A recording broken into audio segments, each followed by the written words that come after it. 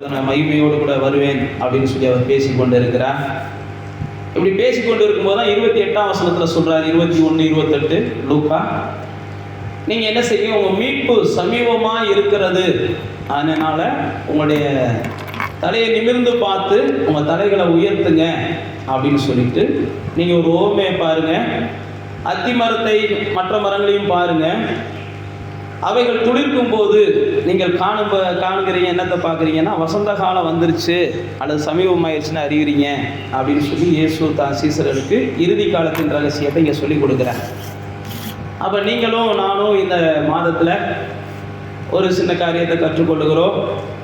இயேசு அந்த 21ஆம் அதிகாரம் முழுவதும் பல உபத்திரவங்கள் நடக்கும், பல பிரச்சனைகள் வரும், அதுபோக தேசங்கள் ஒன்று கொண்டு சண்டை போடும், மனிதர்கள் மனிதாபிமானத்தை இழந்துருவாங்க, அன்பு தணிந்து போகும். அப்படிப்பட்ட கொடிய காலங்களில் கூட உங்களுக்கு ஒரு வசந்த காலம் இருக்கும். அதுதான் இயேசு சொல்கிறார்.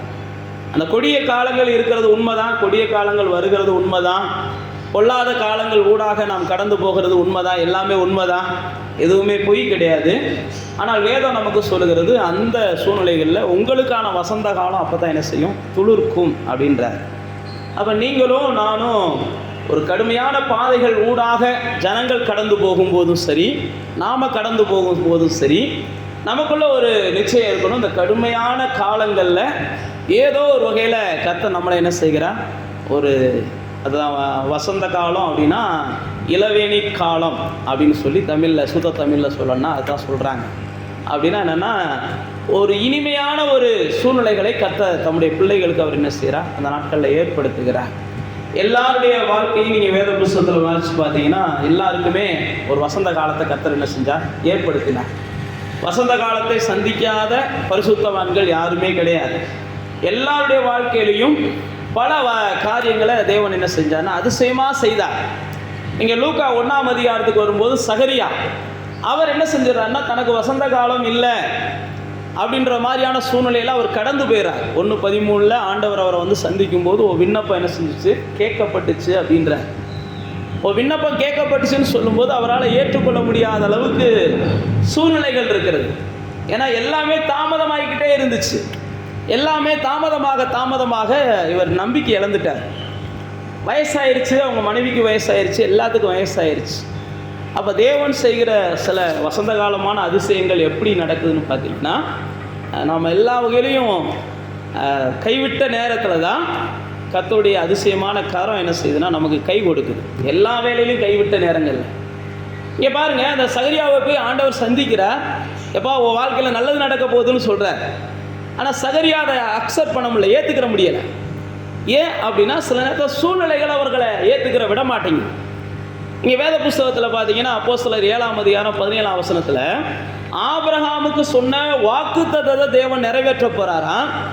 நிறைவேற்றும் போது அங்கே சூழ்நிலை எப்படி நடக்குது அப்படின்னு பார்த்தீங்கன்னா, யோசேப்பை அறியாத ஒரு ராஜா தோன்றுகிறான். அப்போ வாக்குத்தத்தங்கள் சில நேரத்தில் நிறைவேற போகிற நேரங்களில் சில நேரத்தில் நாம் எதிர்பார்க்கறது மாதிரியான சூழ்நிலைகள் இருக்காது. சில அதிசயங்கள் நடக்கும்போது நமக்கு எதிர்பார்க்குற சூழ்நிலைகள் இருக்காது. நாம் எதிர்பார்க்கிற சில நன்மைகள் நமக்கு கிடைக்கும் போது நாம் ஒரு பாதையில் அது நடக்கணும்னு நினச்சிருப்போம். கர்த்தர் பார்த்தீங்கன்னா வேற ஒரு பாதையை என்ன செஞ்சுருப்பார், அது ஒரு அதிசயமான பாதையாக இருக்கும். அங்கே யோசேப்பை அறியாத ராஜாக்கள் வர்றாங்க. வந்த உடனே யோசுவை அங்கே பார்த்தீங்கன்னா ரொம்ப ஜனங்கள் துன்பப்பட ஆரம்பிச்சிடுறாங்க. ஆனால் தேவன் வேதம் சொல்லுது நிறைவேறுகிற காலம் அது வந்துருச்சு. சில நேரத்தில் ஏசு சொல்கிறாரு பாருங்க, உங்களுடைய துன்பம் மிகுதியாச்சுன்னா உங்களுக்கு எங்கேயோ ஒரு இடத்துல சந்தோஷப்படுகிற காரியம் நடக்க போகுது. ஒரு பிள்ளை பேர், அதை குறித்து யோவான் 16:20 சொல்லுவார். ஒரு பிரசவிக்கிற பெண் எப்படி ஒரு பெரிய துன்பத்தை சந்திக்கிறாங்க, அந்த பெரிய துன்பத்தினுடைய முடிவு எப்படி இருக்குது, பெரிய சந்தோஷமாக இருக்குது. அதுக்கப்புறம் அந்த துன்பத்தை அவங்க நினைக்கவே மாட்டாங்க. இதைத்தான் நம்ம வசந்த காலம்னு சொல்கிறோம். இயேசு தன்னுடைய சீசர்களுக்கு அதான் சொல்கிறார், நீங்கள் உபத்திரவத்தை எல்லாம் பார்க்க போகிறீங்க. அந்த உபத்திரவத்தை எல்லாம் பார்த்தீங்கனாலும், ஆனால் எல்லா உபத்திரவத்தின் பாதையில் நீங்கள் கடந்து போனீங்கனாலும் உலகம் முழுவதும் கூக்குரல் உண்டாகிற அந்த நாட்களில் உங்கள் வாழ்க்கையை மட்டும் என்ன செய்யும்னா வசந்த காலம் வரப்போது உங்கள் தலையை என்ன செய்யுங்க, நிமிர்ந்து வச்சுருக்கவங்க. மற்றவங்கள பார்த்து மற்றவங்கள மாதிரி தலைகளை குனிஞ்சுக்கிட்டும் மற்றவங்கள மாதிரி பிரச்சனைகளை பார்த்து சோர்ந்து போய் இருக்காதீங்க. பிரச்சனைகள் நம்முடைய வாழ்க்கையில் எந்த அளவுக்கு கூடி போகிறதோ அந்த அளவுக்கு தேவனுடைய ஒரு பெரிய செயல்கள் நம்முடைய வாழ்க்கையில் என்ன செய்ய போகுது, நிகழப்போகிறது. இங்கே பாருங்க, அதைத்தான் சகரியாட்ட வந்து சொல்றாரு, உனக்கு ஒரு பெரிய அதிசயம் நடக்க போகுதுண்டு. சகரியா அதை நம்ப மறுக்கிறார்.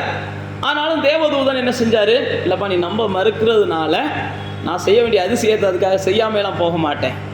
சில நேரத்தில் நம்ப மறுத்தா கூட நாம் என்றைக்கோ ஒரு நாள் தேவனிடத்தில் ஆசையாக கேட்ட விண்ணப்பங்களை நாமே மறந்தா கூட அவர் என்ன செய்கிறார், மறக்காமல் இருக்கிறார். சகரியாவே அதை கைவிட நினைக்கிறார், ஆனால் கர்த்தர் அதை கைவிட விரும்பலை. சகரியாவே அந்த விண்ணப்பத்துக்கு பதில் எதிர்பார்க்கலை. ஆனால் ஆண்டவர் அந்த விண்ணப்பத்துக்கு ஏதோ ஒரு நாள் இந்த மனுஷன் ரொம்ப ஆர்வமாக கேட்டாங்க, இந்த குடும்பம் ஆர்வமாக கேட்டாங்க, அல்லது சகரியாவும் எலிசபெத்தும் ரொம்ப ஆசையாக இருந்தாங்க ஒரு குழந்தைய சாகிறதுக்கு முன்னாடி பார்க்கணும்னு, இவங்க சாகிறதுக்கு முன்னாடி கண்டிப்பாக கொடுக்கணும்னு ஆண்டவர் வந்து என்ன செய்கிறார், ஒரு அதிசயமான சூழ்நிலைகளை ஏற்படுத்துகிறார். யோவான்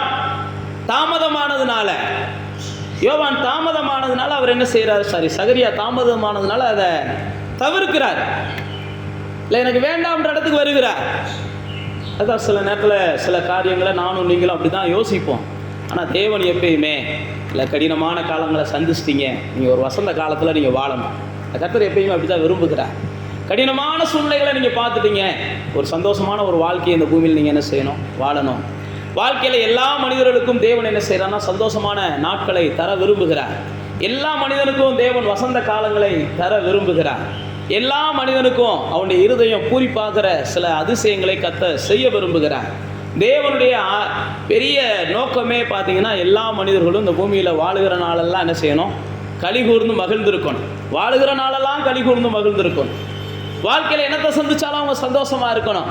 அதனால தான் தேவன் என்ன செய்கிறார்னா, அவர்கள் ஏறெடுத்த எல்லா விண்ணப்பங்களும் சேர்ந்த விண்ணப்பம் இவங்களுக்கு கிடைக்காததுனால, இவங்க விரும்பினது இவங்களுக்கு வராததுனால இவங்க சோர்வடைஞ்சு போயிருக்கிறாங்க. இப்போ இதை கொடுத்தோம்னா இவங்க மறுபடியும் என்ன செய்வாங்க, உயிர்ப்பிக்கப்படுவாங்க. இதை கொடுத்தோம்னா மறுபடியும் இவங்க சந்தோஷமாவாங்க. இவங்க கொடுத்தோம்னா இன்னும் அநேக நாள் வாழ்வதற்கு ஆசைப்படுவாங்க அப்படின்னு சொல்லி சகரியாவுக்கும் எலிசபெத்துக்கும் தேவன் செய்கிற ஒரு பெரிய அதிசயத்தை பார்க்கிறோம். அப்போ வாழ்க்கையில் நானும் நீங்களும் இருண்ட காலங்கள்லேயே வாழ்ந்துட்டோம். ஒரு வெளிச்சத்தின் காலங்கள் வரும்போது வேண்டாம்னு ஒரு மனசரிப்போட கூட சில நேரத்தில் வந்துடுறோம். துக்கத்தையே பார்த்து பார்த்து பழகி போச்சு. இனி சந்தோஷமான காலங்களை நாம் எப்போ பார்க்க போகிறோம்னு சில நேரத்தில் நாம் நினைக்கிறோம். ஆனால் வேதம் சொல்கிறது, நம்ம சந்தோஷமான காலங்களை பார்க்காம தேவன் நம்முடைய வாழ்க்கையில் கண்களை என்ன செய்கிறதில்ல, மூட விடுறதே இல்லை. சகரியாவின் வாழ்க்கையில் அவன் சந்தோஷமானவைகளை பார்க்காம அவனுக்கு கண்ணை மூட விடலை.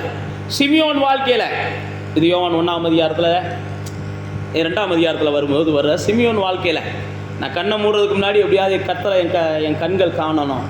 அன்னாள் தான் வாழ்க்கையில் எல்லாம் அந்த 2ஆம் அதிகாரத்தில், லூக்கா 2ஆம் அதிகாரத்தில் வருகிற ஒரு விதவை அண்ணா தான் வாழ்க்கையில் கொஞ்ச நாள் தான் குடும்ப வாழ்க்கை வாழ்ந்தாங்க. ஆனால் அவங்களுக்கும் இயேசு என்ன செஞ்சார்னா ஒரு பெரிய சந்தோஷத்தை கொடுத்தார்.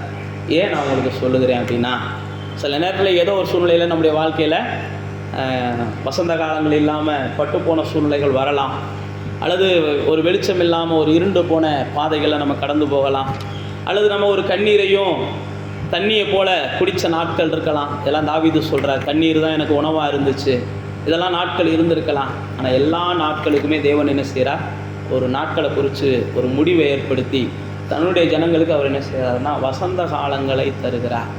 நாம் எல்லாரும் அறிந்திருக்கிறோம், யோவான் 5ஆம் அதிகாரத்தில் பெதஸ்தா குளத்தில் ஒரு மனுஷன் உட்கார்ந்துருக்கிறான், முடவனா 38 வருஷம் உட்கார்ந்துருக்கிறான். பைபிளில் போட்டிருக்கு, எல்லா மனிதர்கள்ட்டையும் அவன் சகாயத்தை நாடினானா, எந்த மனிதனும் அவனுக்கு சகாயம் பண்ணலையா, எல்லா மனுஷன்ட்டையும் உதவியை நாடினானா, எந்த மனுஷனும் அவனுக்கு உதவி செய்யலையா. தான் வாழ்க்கையில் எப்படியாகிலும் ஒரு நல்ல நாட்களை காணணும், ஒரு நல்ல வாழ்க்கையை வாழணும், ஒரு சந்தோஷமான எதிர்காலம் தனக்கு வேணும் அப்படின்னு சொல்லி எல்லாருடைய முகத்தையும் நோக்கி பார்த்தானா. ஆனால் எந்த மனிதனும் அவனுக்கு உதவி செய்யலையா. பைபிளில் போட்டிருக்கு, எல்லா மனிதர்களும் அவனை தவிக்க விட்டாங்க, எல்லா மனிதர்களும் அவனை தவிர்த்துட்டு போனாங்க. இந்த பக்கம் போனாலே அவன் ஏதாவது கேட்பான்டான்ற இடத்துக்கு ஒதுங்கி போனாங்க. ஆனால் அந்த இடத்துல இயேசு அவனுடைய இருதயத்தை எங்கேயோ கவனிச்சுக்கிட்டு இருந்திருக்கிறார், எப்படியோ கவனிச்சுக்கிட்டு இருந்திருக்கிறார். அவன் இயேசுட்டெல்லாம் விண்ணப்பம்லாம் வைக்கல. எல்லா மனிதர்களும் அவனை தவிர்க்கிறத பார்த்துட்டு எல்லா மனிதர்களும் அவனுடைய வாழ்க்கையில் தலையிடுவதற்கு ஒதுங்கி கொள்ளும்போது இயேசு மட்டும் நேராக அவன்கிட்ட போகிறார். உனக்கு ஒரு காலம் வருதுடா, இப்போ நான் வந்திருக்கிறேன், உனக்கு நல்ல காலத்தை தர விரும்புகிறேன், உன் வாழ்க்கையில் ஒரு மாற்றத்தை தர விரும்புகிறேன், உனக்கு ஒரு சந்தோஷமான நாட்கள் நீ விரும்புகிறியான்னு கேட்குறார். அப்போ அந்த மனுஷன் சொல்கிறான், நான் விரும்பி விரும்பி விரும்பி வெம்பி போயிட்டேன், இனி நான் விரும்புகிறேன்னா விரும்பலையான்றது எனக்கு தெரியலை. ஏன்னா நான் விரும்பி விரும்பி விரும்பி எல்லாத்திட்டையும் கேட்டு பார்த்துட்டேன், எல்லாருடைய முகத்தை நோக்கி பார்த்துட்டேன். பைபிளில் போட்டிருக்கு, எந்த மனிதர்களுக்கு முன்பாக நீ தவிச்சியோ அதே மனிதர்களுக்கு முன்பாக நீ தலை நிமிர்ந்து நட. எந்த மனுஷன் எனக்கு உதவலன்னு சொல்லி நீ தவிச்சியோ, எந்த மனுஷனை தூக்கி விடலன்னு தவிச்சியோ, எந்த மனுஷன் எனக்கு கை கொடுக்கலன்னு தவிச்சியோ, அதே மனுஷனுக்கு முன்னாடி நீ தலை நிமிர்ந்து நட வா அப்படின்னு சொல்லி இயேசு என்ன செய்கிறா, அவனுக்கு ஒரு பெரிய வசந்த காலத்தை காண்பிக்கிறார். சில நேரத்தில் நாம் வாழ்க்கையில் அப்படி தான் நினைக்கிறோம். இந்த சூழ்நிலையில் அவங்க, அந்த சூழ்நிலையில் அவங்க, இவங்க எல்லாரும் நமக்கு கை கொடுக்க மறக்கிறாங்க, உதவி செய்ய மறக்கிறாங்க, பிரச்சனையை தீர்க்க மறுக்கிறாங்க. நல்லா தெரிஞ்சு கொள்ளுங்க, ஏதோ ஒரு சூழ்நிலையில் நீங்கள் ஆண்டவரை நோக்கி பார்த்துருப்பீங்க.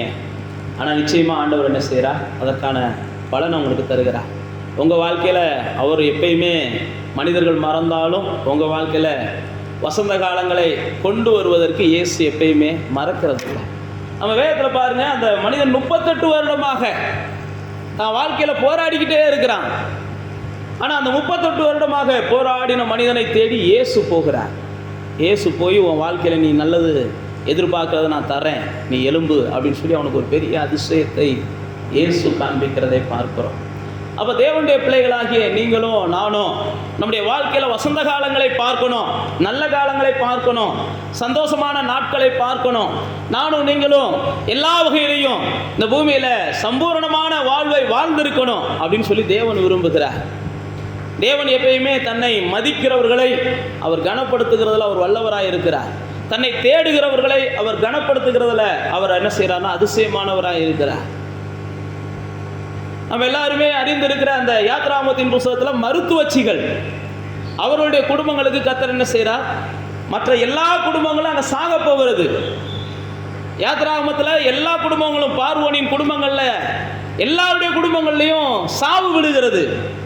ஆனால் அந்த மருத்துவச்சியின் குடும்பத்தில் மாத்திரம் கர்த்தர் என்ன செய்கிறார், சாவு இல்லாமல் அந்த வம்சம் தலைக்கிறதுக்கு தான் கர்த்தர் கிருபை பாராட்டுகிறார். ஏன் அப்படின்னா, எல்லாரும் கர்த்தருடைய வார்த்தைகளை அவமதித்தார்கள், எல்லாரும் கர்த்தருடைய வல்லமையை அங்கீகரிக்க தவறினார்கள், எல்லாரும் கர்த்தர் பார்க்குறாரு அப்படின்ற சிந்தை இல்லாமல் வாழ்ந்தாங்க. ஆனால் அந்த மருத்துவச்சிகள் மட்டும் ராஜாவை பார்க்கணும், எங்களுடைய கர்த்தருக்கு முன்பாக நாங்கள் என்ன செய்யணும், குற்றமற்றவங்களாக இருக்கணும். ராஜாவுக்கு முன்னாடி நம்ம குற்றவாளியானா கூட பரவாயில்ல, மனிதர்கள் எங்களை சடைச்சு கொண்டாலும் பரவாயில்ல, அல்லது மனிதர்கள் எங்கள் மேலே வருத்தப்பட்டாலும் பரவாயில்ல, தேவன் வருத்தப்படக்கூடாது, நாங்கள் தேவனுடைய இருதயத்தை வருத்தப்படுத்தாமல் வாழ விரும்புகிறோம்னு சொல்லி அந்த மருத்துவச்சிகள் முயற்சி பண்ணாங்க. அந்த மருத்துவச்சிகள் முயற்சி பண்ணதுனால தான் ஆண்டவர் என்ன செஞ்சார்னா, எல்லாருக்கும் அந்த எகிப்தியர்களுக்கு இருண்ட காலம் வந்துச்சு. அதே எகிப்து தேசத்தில் வாழ்ந்த அந்த மருத்துவச்சிக்கு மட்டும் கர்த்தர் என்ன செஞ்சார், ஒரு வசந்த காலத்தை கொடுத்தார். பைபிளில் போட்டிருக்கு, அவங்க தலைமுறைகள் தலைப்பதற்கு தேவன் என்ன செஞ்சாராம், அனுகிரகம் பாராட்டினாராம். அப்போ அந்த பூமியில் வாழுகிற நாட்களில் நீங்களும் நானும் எந்த வகையிலையும், அதுதான் நம்ம வேதத்தில் வாசிக்கிறோம், மற்றவங்க எப்படியும் தேவனை அவமதிக்கிறார்களோ இல்லையோ, கனப்படுத்துகிறார்களோ இல்லையோ, மற்றவர்கள் தேவனோடு கூட நேரத்தை செலவழிக்கிறாங்களோ இல்லையோ, நானும் என் வம்சமும் சந்தோஷமாய் வாழ்வதற்கு எங்களுக்கு அவர் தான் நீரோடை. அவர் நீர்க்கால்களின் ஓரத்தில் நடப்பட்ட மரங்கள் நாங்கள், அவர் தான் எங்களுடைய நீரோடை. அவருடைய நீரோடையில் இருந்தால் தான், அவருடைய அந்த கரையோரங்களில் வளருகிற மரங்களாக நாங்கள் இருந்தால் தான் எப்பயும் நாங்கள் செழிப்பாக இருப்போம், எப்பயும் எங்களுடைய காலங்கள் மாறாததாக இருக்கும். அப்போ வேத புஸ்தகம் முழுவதும் தேவன் என்ன செய்கிறார்னா, வசந்த காலங்களை தன்னுடைய வார்த்தையை கவனிக்கிற மக்களுக்கு தந்து கொண்டே தான் இருக்கிறார், தன்னை நேசிக்கிற மக்களுக்கு தந்து கொண்டே இருக்கிறார், தன்னை தேடுகிற மனிதர்களுக்கு தந்து கொண்டே இருக்கிறார். அப்போ நம்ம வாழ்க்கையிலையும் இந்த மாதத்தில் கர்த்தர் நம்முடைய வாழ்க்கையிலும் சில காரியங்கள் தடைபட்டிருக்கலாம், சில காரியங்கள் தாமதமாக இருக்கலாம், சில காரியங்கள் நாமளே கூட வேண்டான்னு விட்டுருக்கலாம். ஆவியானவர் பேசுகிறது உங்கள்கிட்ட, நிச்சயமாக நீங்கள் என்ன செய்யுங்க, தொடர்ந்து அவரோட இணைந்து பயணம் பண்ணுங்க. தடைப்பட்டது, தாமதமானது, அல்லது நீங்களே தவிர்த்ததை கூட கர்த்தர் உங்கள் வாழ்க்கையில் தந்து உங்கள் இருதயத்தை சந்தோஷப்படுத்துவார், உங்கள் வாழ்க்கையை சந்தோஷப்படுத்துவார். இந்த பூமியில் நீங்கள் வாழுகிற நாளெல்லாம் கலிகூர்ந்து இருக்கும்படி கர்த்தர் உங்களுக்கு கிருபை பாராட்டுவார். வாழுகிற நாளெல்லாம் கலிகூர்ந்து இருக்கும்படிக்கு கர்த்தர் உங்களுக்கு கிருபை பாராட்டுவார். எல்லா வகையிலையும் தேவனுடைய பிள்ளைகளாகிய நானும் நீங்களும் ஒரு பசுமையான நாட்களை காண்போம். பைபிளில் போட்டிருக்கு பாருங்க, பசுமையும் புஷ்டியுமாக தேவனுடைய பிள்ளைகள் இருக்கிறது தேவன் என்ன செய்கிறார், விரும்புகிறார். அவருடைய ஆலய பிரகாரங்களில் இருக்கிறவங்க ஒரு திருப்தியான வாழ்க்கையை இந்த பூமியில் வாழுகிறாங்க. அவர்கள் என்ன செய்கிறாங்கன்னா, ஒரு நீரோடைகளில் அவர்கள் நடப்பட்ட மரங்களைப் போல இலையுதிராது இருக்கிறாங்க. அவர்கள் செய்கிறதெல்லாம் வாய்க்கிறது. அதனால் தேவனுடைய பிள்ளைகளாகிய நீங்கள் இந்த மாதத்தில் நீங்கள் என்ன செய்யுங்க, ஒரு வசந்த காலத்தை எதிர்பாருங்க, ஒரு சந்தோஷமான செய்திகளை எதிர்பாருங்க. இந்த மாதத்தில் கர்த்தர் உங்கள் வாழ்க்கையில் நன்மையான காரியங்களை செய்ய வாக்கு கொடுக்கிறார். அதை எதிர்பாருங்க. உங்கள் தலைகளை நிமிரத்தக்க காரியங்கள் நடக்கும். உங்கள் தலைகளை நீங்கள் உயர்த்தத்தக்க அதிசயங்களை கர்த்தர் செய்வார். அப்படியே கண்களை மூடி தேவனை நோக்கி பார்த்து, ஆண்டவரே அப்படின்னு சொல்லி நம்முடைய வசந்த காலத்தை வரவேற்போம். இந்த மாதத்தில் நமக்கு நல்ல நாட்கள் கர்த்தரால் கிடைக்கட்டும். இந்த நாட்களில் நம்ம எதிர்பார்க்கிற தாமதங்கள், தடைபட்டிருந்த காரியங்கள் எல்லாம் ஒரு முடிவுக்கு வரட்டும். ஆண்டவரை நோக்கி பார்த்து, எங்களுக்கு ஒரு நல்ல நாட்களை தாங்கப்பா. நாங்கள் தலை குனிஞ்சு வாழ்ந்தது போதும், அல்லது துன்பத்தோடு வாழ்ந்தது போதும், அல்லது வேதனையோடு வாழ்ந்தது போதும். அன்னைக்கு பெதஸ்தா குளத்தில் மனிதர்களையே எதிர்பார்த்து வாழ்ந்து கொண்டிருந்த அந்த மனுஷனை தேடி போனீங்களேப்பா. ஒருவேளை கடந்த நாட்களில் நாங்களும் மனுஷங்களே எதிர்பார்த்து வாழ்ந்து யாரும் எங்களுக்கு அவ்வளோதான் கை கொடுக்கலை, எங்கள் வாழ்வு மாறணும், நல்லா இருக்கணும்னு யாரும் விரும்பலை, எங்களுடைய வேதனையை தான் எல்லாம் எதிர்பார்க்குறாங்க, நாங்கள் துன்பத்தில் இருக்கிறத தான் எல்லாம் விரும்புகிறாங்க அப்படின்னு சொல்லி அந்த பெதஸ்தா குளத்து முடவனை போல, அந்த மனிதனை போல நீங்களும் ஒரு வேளை நினச்சிருக்கலாம். ஒருவேளை இந்த மாதிரி சூழ்நிலையில் இருந்தீங்கன்னா ஆண்டவர்கிட்ட ஒப்பு கொடுங்க. நிச்சயமாக உங்களுக்கு ஒரு வசந்த காலத்தை, இளவேநீர் காலத்தை, ஒரு மகிழ்ச்சியான நாட்களை, வருகிற நாட்களில் நீங்கள் எதிர்பார்த்திருக்கிற காரியங்கள் வாய்க்கும்படி கர்த்தர் உதவி செய்வார். நீங்கள் எதிர்பார்த்திருக்கிற காரியங்கள் கைகூடும்படி உங்களுக்கு கர்த்தர் நன்மையானவைகளை காண்பிப்பார். அப்படியே ஆண்டவருக்கு நம்ம நன்றி சொல்லலாம். நன்றி ஆண்டவரே. ஏசையா ஏசையா என் தெய்வம் நீதானையா. ஏசையா ஏசையா என் தெய்வம் நீதானையா. எப்படியும் மேன்மைப்படுத்துவீ, உறுதியாய் நம்புகிறே. என்னை நீ மேன்மைப்படுத்துவீ, உறுதியாய் நம்புகிறே. என்னை நீ மேன்மைப்படுத்துவீ.